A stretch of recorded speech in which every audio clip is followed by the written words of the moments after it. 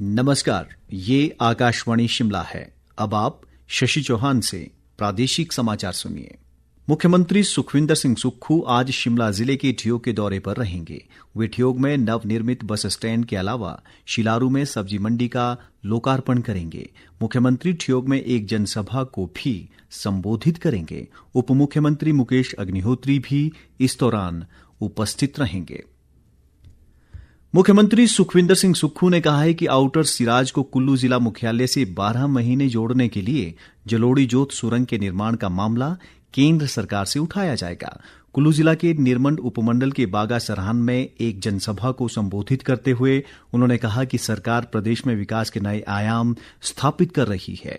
मुख्यमंत्री ने इस मौके पर आनी विधानसभा क्षेत्र में 81 करोड़ रुपए से अधिक की विकास योजनाओं को जनता को समर्पित किया। उन्होंने आनी क्षेत्र में डे बोर्डिंग स्कूल खोलने और आनी को नगर पंचायत का दर्जा देने की घोषणा की। मैं आनी में भी Rajiv Gandhi day boarding school की बनाने की घोषणा करता हूं कि यहाँ भी डे बोर्डिंग स्कूल बनाए। यही नहीं, आनी में भी जो आनी का सबसे बड़ा स्कूल होगा, अगले वर्ष से हम बच्चों के गांव में रहने वाले बच्चों के लिए, गांव के परिवार में रहने वाले बच्चों के लिए, किसान बागवान के बच्चों के लिए, आम परिवार के बच्चों के लिए अगले साल आनी में भी एक स्कूल सीबीएसई बोर्ड में शुरू करने जा रहे हैं। देश आयुष्मान भारत डिजिटल मिशन के माध्यम से डिजिटल स्वास्थ्य व्यवस्था के निर्माण की दिशा में आगे बढ़ रहा है। केंद्रीय स्वास्थ्य और परिवार कल्याण राज्य मंत्री अनुप्रिया पटेल ने आकाशवाणी समाचार के साथ विशेष साक्षात्कार में कहा कि अब तक 77 करोड़ देशवासियों का आयुष्मान भारत स्वास्थ्य खाता पहचान पत्र बन चुका है। देश में 77 करोड़ लोग ऐसे हैं जिनका आभा आईडी जनरेट हो चुका है और अब इस यूनिक आईडी के साथ देश के नागरिक अपने हेल्थ रिकॉर्ड्स को लिंक अप कर सकते हैं और 55 करोड़ लोग अपने हेल्थ रिकॉर्ड्स को इससे लिंक अप कर चुके हैं। उन्होंने कहा कि लोगों के लिए किसी भी समय किसी भी स्थान से और सुरक्षित ढंग से अपने हेल्थ रिकॉर्ड्स को एक्सेस करना संभव हो पा रहा है। बागवानी मंत्री जगत सिंह नेगी ने कहा है कि इस वर्ष भी सेब यूनिवर्सल कार्टन में ही बिकेगा। रिकांगपिओ में पत्रकारों से बातचीत में उन्होंने कहा कि सरकार यूनिवर्सल कार्टन को कड़ाई से लागू करेगी और इसकी अवहेलना करने वाले आढ़तियों व बागवानों के खिलाफ कार्रवाई की जाएगी।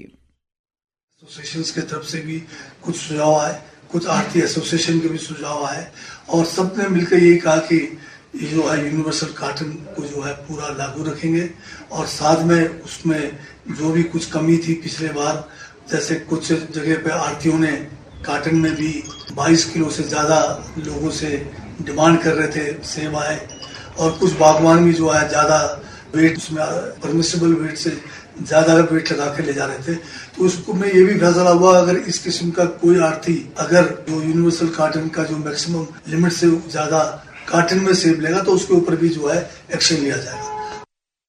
प्रधानमंत्री नरेंद्र मोदी के नेतृत्व में केंद्र सरकार के 11 वर्ष पूरे होने के उपलक्ष्य में आज सिरमौर जिले के पांवटा साहिब में भाजपा द्वारा एक कार्यक्रम आयोजित किया जा रहा है। इस कार्यक्रम में नेता प्रतिपक्ष जयराम ठाकुर के अलावा भाजपा प्रदेश अध्यक्ष डॉक्टर राजीव बिंदल व पार्टी के अन्य नेता व कार्यकर्ता शिरकत कर रहे हैं। संकल्प से सिद्धि की थीम पर आधारित इस कार्यक्रम का उद्देश्य देश के विकास और समृद्धि में भाजपा सरकार के योगदान को जन जन तक पहुंचाना है। सोलन का सुप्रसिद्ध राज्य स्तरीय शूलिनी मेला 20 से 22 जून तक आयोजित किया जाएगा। मुख्यमंत्री सुखविंदर सिंह सुक्खू इस 3 दिवसीय मेले का शुभारंभ करेंगे, जबकि राज्यपाल शिव प्रताप शुक्ल समापन समारोह के मुख्य अतिथि होंगे। अतिरिक्त जिला उपायुक्त राहुल जैन ने बताया कि 20 जून की सांस्कृतिक संध्या में इंडियन आइडल फेम सन्नी हिंदुस्तानी, जबकि अंतिम सांस्कृतिक संध्या में पार्श्व गायक देव नेगी मुख्य आकर्षण होंगे। जैन ने बताया कि इसके अलावा प्रदेश के विभिन्न जिलों के कलाकार भी लोगों का मनोरंजन करेंगे।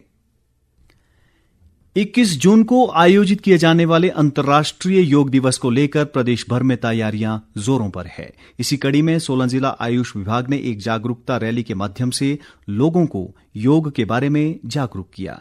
दूसरी ओर योग दिवस पर मंडी का जिला स्तरीय कार्यक्रम सेरी मंच पर होगा। उपायुक्त अपूर्व देवगन ने आयुष विभाग को उपमंडल अधिकारियों के साथ समन्वय बनाकर कार्यक्रम आयोजित करने के निर्देश भी दिए। इसी के साथ हमारा अगला बुलेटिन आप सुन सकते हैं दोपहर 3 बजे। नमस्कार।